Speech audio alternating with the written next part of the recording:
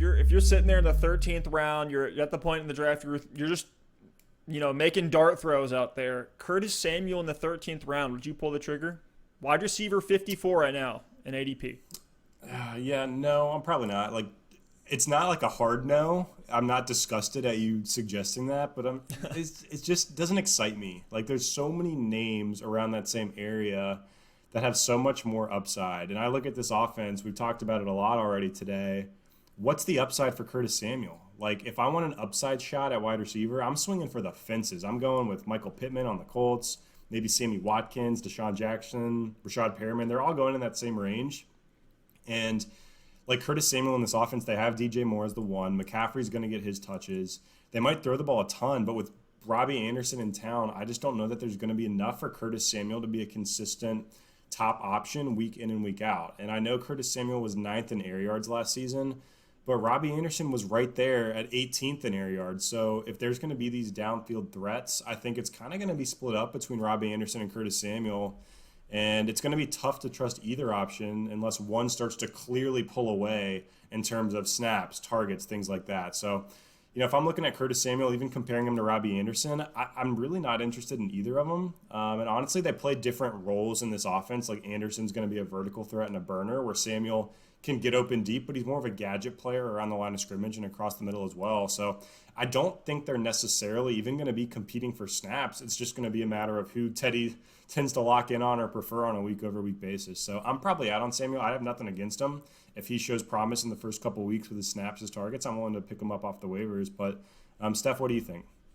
Hey, if you're fired up right now, we're talking about the Panthers. If you're all in on Teddy and this offense this year, like if you believe in Joe Brady, you believe in Matt Rule, sure, why not take the flyer on Curtis Samuel, take the dart throw there. I have no doubt that during the season he will be a guy that we can stream at wide receiver too, and we'll talk about some of those other names later. Our deep shots of the week, got to plug that.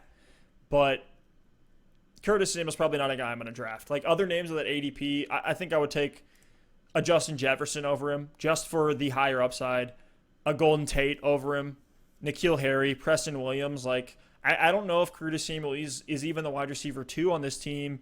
He's like the 2A to Anderson's 2B, and that's the killer. Robbie Anderson, he's right next to him in ADP. He's the wide receiver 56, so 2 spots lower. You're taking a shot with all the names at ADP, but, I mean, maybe other than Golden Tate. Golden Tate can be a floor play, but personally, I won't be going for Curtis Samuel because at the 13th round is really where I'm taking shots at tight end. I'm grabbing a quarterback. I'm not fading Curtis Samuel. He's just there's other dart throws that I personally would rather make just because I have. There's a world where the Panthers suck. Let's be real. Like that's a very realistic world, Steph. I think we might be living in it. Well, I'm even talking like offensively. They could I love Teddy. I do. I love all their weapons. Love McCaffrey. We just talked about it. But what's to say Matt Rule isn't just awful at the pro level? Like, I think he's going to be good, but there's no guarantee. It's a tough division, too. It's a tough division. Exactly. Like Joe Brady. Like, what's to say he's going to be great at the pro level? We've seen many guys, college coaches that have been successful, come into the NFL and just not be able to bring it. So there is a world where that pace of play slows down. There's just not enough to go around. Maybe the defense is better than we think. Maybe a few of their draft picks hit. Or teams just want to run the clock out on them. So I do have some concerns there. I'm taking other dart throws.